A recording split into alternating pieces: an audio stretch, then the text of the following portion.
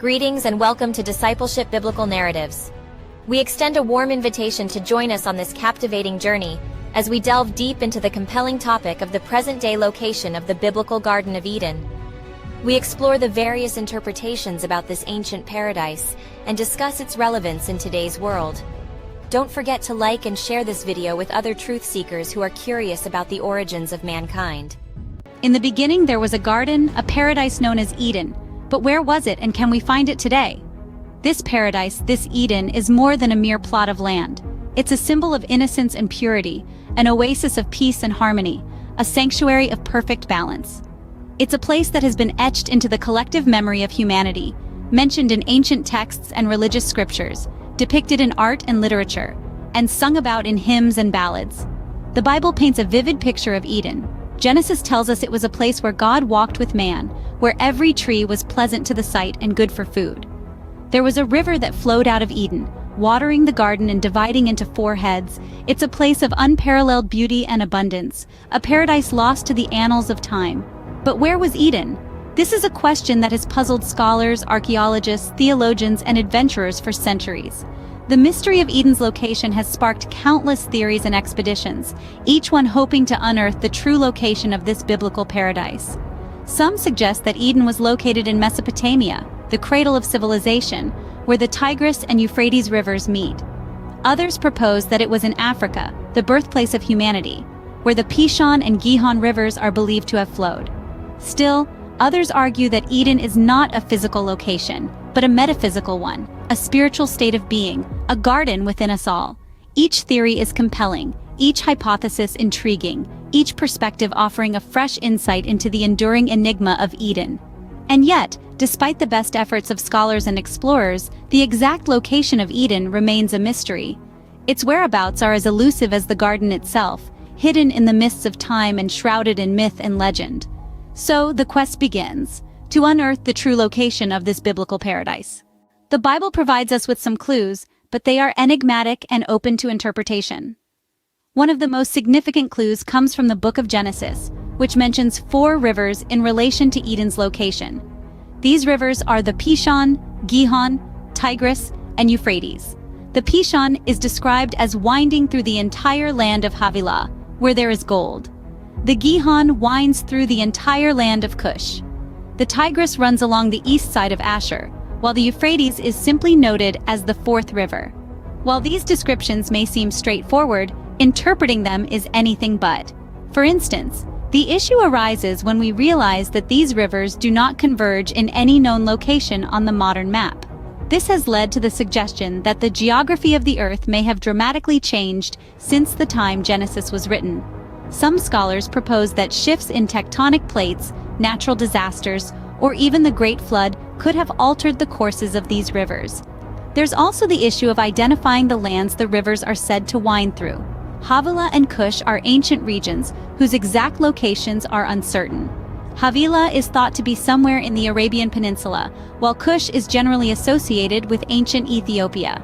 However, these are educated guesses at best. Furthermore, the names Pishon and Gihon do not correspond to any known rivers. This has led some to speculate that these are ancient names for parts of other rivers, or that they may refer to now dry riverbeds. Despite these challenges, scholars and explorers have proposed various potential locations. Some take a literal approach, trying to match the biblical description to physical locations. Others view the rivers symbolically, representing 4 corners of the earth or 4 aspects of life. The task of pinpointing Eden's location is like trying to piece together a puzzle with many missing pieces. Nonetheless, these biblical clues provide a fascinating starting point and have sparked centuries of exploration and debate. Despite these challenges, scholars and explorers have proposed various potential locations. One of the most popular theories places Eden in ancient Mesopotamia. Now, this is a theory that has been around for quite some time and has gained a lot of traction.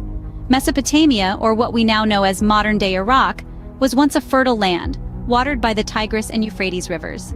These rivers are specifically mentioned in the biblical account of Eden, giving credence to the idea that this could be the location of the fabled garden. Historical and archaeological evidence seem to support this theory. Ancient Mesopotamia is often referred to as the cradle of civilization. It's where some of the first cities were built, where writing was invented, and where agriculture flourished. The region is rife with ancient artifacts and structures that speak to a time of prosperity and growth. This aligns with the biblical description of Eden as a paradise where everything needed for life was abundant. However, despite these convincing points, the Mesopotamian theory is not without its criticisms and limitations. Some argue that the geographical details provided in the Bible don't exactly match up with what we know about ancient Mesopotamia. For instance, the Bible mentions a single river flowing out of Eden and splitting into 4 headwaters, 2 of which are the Tigris and Euphrates. But in reality, these 2 rivers run parallel to each other and don't branch from a single source. Moreover, the Bible describes Eden as a place where gold and precious resins like bdellium and onyx stone could be found. But these resources are not native to Mesopotamia, further casting doubt on the theory. Despite these criticisms, the Mesopotamian theory remains one of the most plausible explanations due to its historical and cultural significance. It's a theory that has inspired countless works of art, literature, and even architecture. Yet it's essential to remember that it's just one of many theories. While the Mesopotamian theory is compelling, it's not the only one. There are many more theories about the location of the Garden of Eden, each as fascinating and intriguing as the next. So let's continue our journey through the theories and hypotheses surrounding this enduring mystery. Another intriguing hypothesis points to Africa as the home of Eden. This idea is not as far-fetched as it may seem at first glance.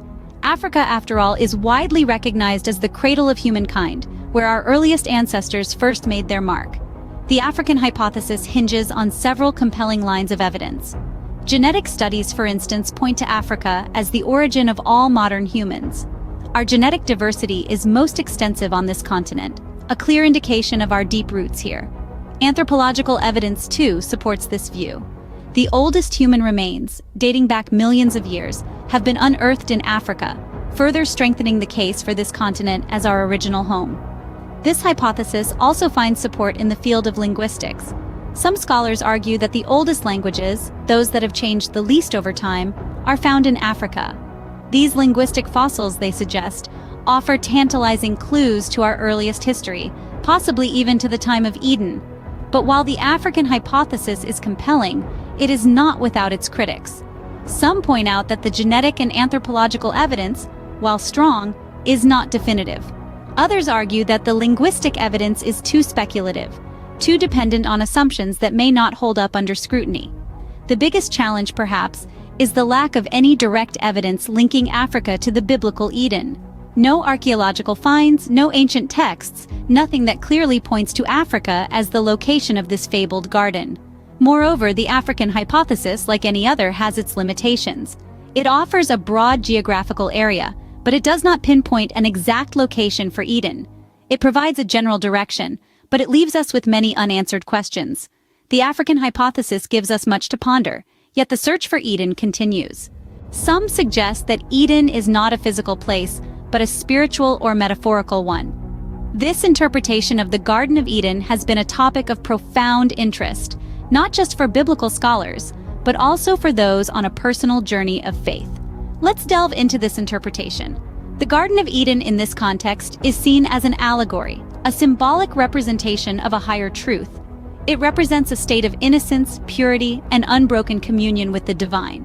It's a metaphor for a spiritual condition, rather than a geographical location. This notion of Eden paints a picture of an idyllic state of being, a paradise within, that we, as humans, are continually striving to regain.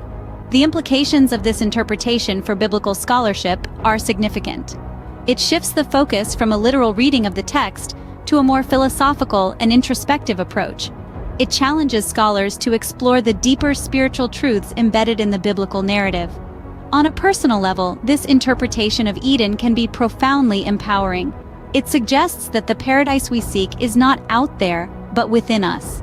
That the journey to Eden is, in essence, a journey towards self-discovery and spiritual growth. However, like all interpretations, this one too has its critics and limitations.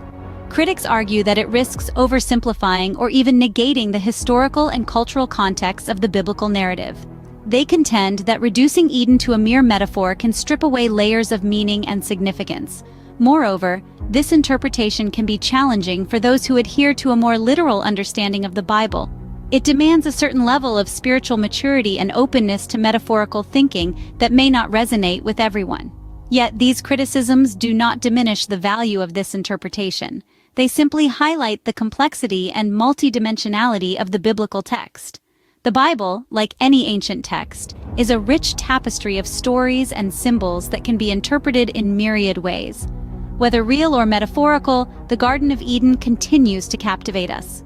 Its allure lies in its mystery, its ability to inspire wonder, and its invitation to embark on a journey of discovery, whether that journey takes us across the globe or deep within our own hearts.